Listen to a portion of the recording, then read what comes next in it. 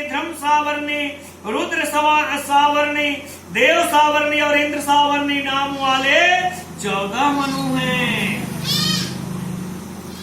ये सभी ब्रह्मा जी की आज्ञा से सृष्टि के उत्पादक और प्रवर्तक हैं। मानसा जाता, मात्र सृष्टि भगवान के संकल्प से पैदा होती है, परंतु यहाँ सप्तर्षि आदि को भगवान के मन से पैदा हुआ कहा है। इसका कारण यह है कि सृष्टि का विस्तार करने वाले होने से सृष्टि में इनकी प्रधानता है। दूसरा कारण यह है कि ये सभी ब्रह्मा जी के मन से यथार्थ संकल्प से पैदा हुए हैं। स्वयं भगवान ही सृष्टि रचना के लिए ब्रह्मा रूप से प्रकट हुए हैं।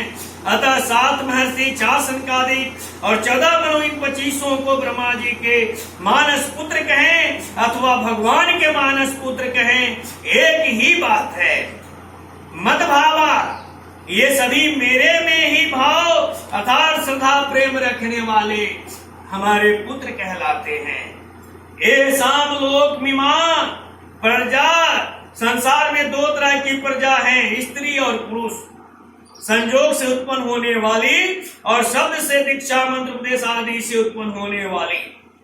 संजोग से उत्पन्न होने वाली प्रजा बिंदुज कहलाती है और शब्द से उत्पन्न होने वाली प्रजा नादज कहलाती है। बिंदुज प्रजा पुत्र परंपरा से और नादज प्रजा शिष्य परंपरा से चलती है। सप्तर्षियों और 14 मनुओं ने तो विवाह किया था, अतः उनसे उत्पन्न होने वाली प्रजा बिंदुज है, परंतु संकादिकों ने विवाह किया ही नहीं, अतः उनसे उपदेश प्राप्त करके परमार्थिक मार्ग में लगने वाली प्रजा नादज है। निर्वृत्ति प्राण होने वाले जितने संत महापुरुष पहले हुए हैं और अभी हैं और आगे होंगे, ये सब उपलक्षण के से उनकी ही नादज उपजा प्रजा है। 7 महर्षि, 4 सनकादिक तथा 14 मनु, ये सब भगवान के मन से पैदा होने के कारण भगवान से अभिन्न है, यानी भगवान से मिले हुए हैं।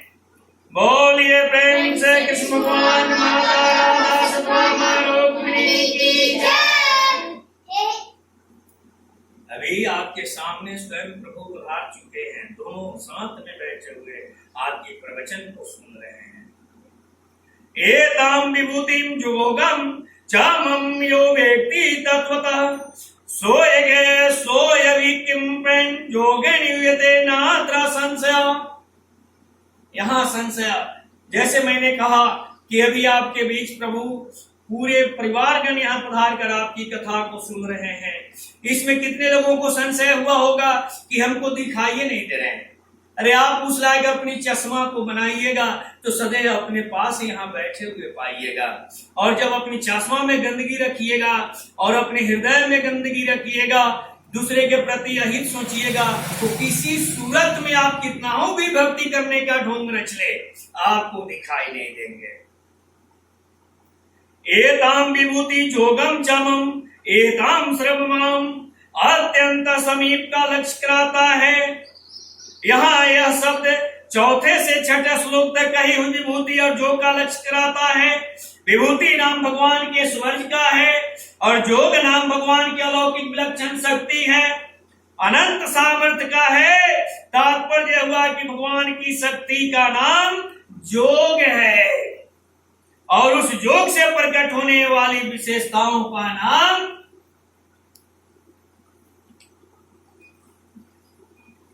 विभूति है। 4 से 6 श्लोक तक कहे हुए भाव और व्यक्ति के रूप में जितनी विभूतियां हैं वे तो भगवान के सामर्थ्य प्रभाव से प्रकट हुई विशेषताएं हैं और मेरे से पैदा होते हैं। मग्न मानसा जाता, यह भगवान का जोग है, प्रभाव है। इसी को 9वें अध्याय के 5वें श्लोक में पश्य में जोगमय स्वरम, मेरे इस ईश्वरीय जोग को देख पदों से कहा गया है। ऐसे ही आगे 11वें अध्याय के 8वें श्लोक में अर्जुन को विश्व रूप दिखाते समय भगवान ने पश्यामि जोगमय स्वरम पदों से अपने स्वर्गमय जोग देखने के लिए कहा है। जब मनुष्य भोग बुद्धि से भोग भोगता है, भोगों से सुख लेता है और तब अपनी शक्ति का ह्रास और भोग्य वस्तु का विनाश होता है।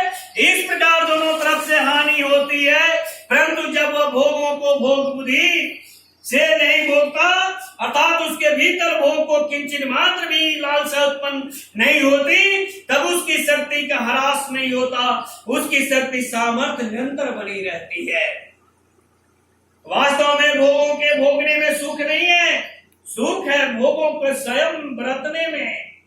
यह स्वयं दो तरह का होता है, पहला है दूसरों पर शासन रूप स्वयं और दूसरा है अपने पर शासन रूप स्वयं। दूसरों पर शासन रूप स्वयं का तात्पर्य है दूसरों का दुख मिट जाए और वे सुखी हो जाए। इस भाव से दूसरों को उन्मार्ग से बचाकर सन्मार्ग पर लगाना। अपने पर शासन रूप स्वयं का तात्पर्य है अपने स्वार्थ तथा अभिमान का त्याग करना और स्वयं किंचित मात्र भी सुख न भोगना। इन्हीं दोनों शब्दों का नाम योग अथवा प्रभाव है। ऐसा योग अथवा प्रभाव सर्वोपरि परमात्मा में स्वतः स्वाभाविक होता है, दूसरों में असाधन साध होता है। स्वार्थ अभिमान पूर्वक दूसरों पर शासन करने से, अपना हुक्म चलाने से दूसरा बस में हो जाता है, तो शासन करने वाले को एक सुख होता है। इस सुख में शासक की शक्ति सामर्थ्य क्षीण हो जाती है और जिस पर वह शासन करता है वह पराधीन हो जाता है। इसलिए स्वार्थ और अभिमान पूर्वक दूसरों पर शासन करने की अपेक्षा स्वार्थ और अभिमान का सर्वथा त्याग करके दूसरों का हित हो, मनुष्य नश्वर भोगों में न फंसे, मनुष्य अनादि काल से अनंत दुखों को भोगते आए हैं, अतः वे सदा के इन दुखों से छूटकर महान आनंद को प्राप्त हो जाए। महान आनंद को तभी वह प्राप्त हो सकते हैं जब वो भगवान की भक्ति में लीन हो जाए। और जब तक आप भगवान की भक्ति नहीं करते हैं तब तक आपको कभी आनंद प्राप्त नहीं हो सकता है। ऐसी बुद्धि से दूसरों पर शासन करना बहुत श्रेष्ठ और विलक्षण शासन है। इस शासन की आखिरी हद है भगवान का शासन। इसी का नाम योग है। योग नाम समता, संबंध और सामर्थ्य का है। जो स्थिति परमात्मा तत्व है उसी से अपार समानता होती है, कारण कि वह निर्विकार परमात्मा तत्व महान सामर्थ्यशाली है। उसके सामने सामर्थ्य किसी में हुई नहीं, होगी नहीं और हो सकती भी नहीं है।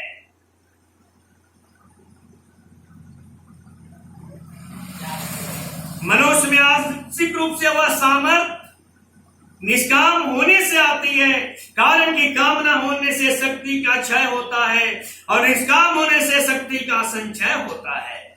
आदि काम करते करते थक जाता है तो विश्राम करने से फिर काम करने की शक्ति आ जाती है। बोलते बोलते थक जाता है तो चुप होने से फिर बोलने की शक्ति आ जाती है। जीते जीते आदमी मर जाता है तो फिर जीने की शक्ति मनुष्य के अंदर आ जाती है।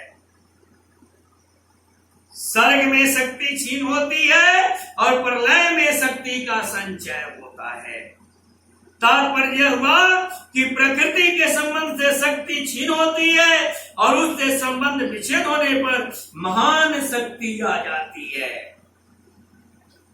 एवं व्यक्ति तत्वतः विभूति और योग को तत्व से जानने का तात्पर्य है कि संसार में कारण रूप से मेरा जो कुछ प्रभाव सामर्थ्य है और उससे कार्य में प्रकट होने वाली जितनी विशेषताएं हैं, अर्थात वस्तु व्यक्ति आदि में जो कुछ विशेषता दिखने में आती है, प्राणियों के अंतःकरण में प्रकट होने वाले जितने भाव हैं और प्रभावशाली व्यक्तियों में ज्ञान दृष्टि से, विवेक दृष्टि से तथा संसार की उत्पत्ति और संचालन की दृष्टि से जो कुछ विलक्षणता है, उन सब के मूल में मैं ही हूँ और मैं ही सबका आदि हूँ। इस प्रकार जो मेरे को समझ लेता है, तब से ठीक मान लेता है, तो फिर वह उन सब विलक्षणताओं के मूल में केवल मेरे को ही देखता है, उसका भाव केवल मेरे में ही आता है। व्यक्तियों वस्तुओं की विशेषताओं में नहीं। जैसे सुनार की दृष्टि गहनों पर जाती है तो गहनों के नाम आकृति उपयोग पर दृष्टि रहते हुए भीतर यह भाव रहता है कि तब से यह सब सोना ही है। ऐसा ही जहां कहीं जो कुछ भी विशेषता दिखे उसमें दृष्टि भगवान पर ही जानी चाहिए कि उसमें जो कुछ विशेषता है वह भगवान का ही है, वस्तु व्यक्ति क्रिया आदि की नहीं। संसार में क्रिया और पदार्थ निरंतर परिवर्तनशील है। इनमें जो कुछ विशेषता दिखती है वह स्थायी रूप से व्यापक परमात्मा की ही है। जहाँ जहाँ विलक्षणता है, अलौकिकता आदि दिखे, वहाँ वहाँ वस्तु व्यक्ति आदि की विलक्षणता मानने से मनुष्य उसी में उलझ जाता है और मिलता कुछ नहीं। कारण की वस्तुओं में जो विलक्षणता दिखती है वह सब अपरिवर्तनशील परमात्म तत्व की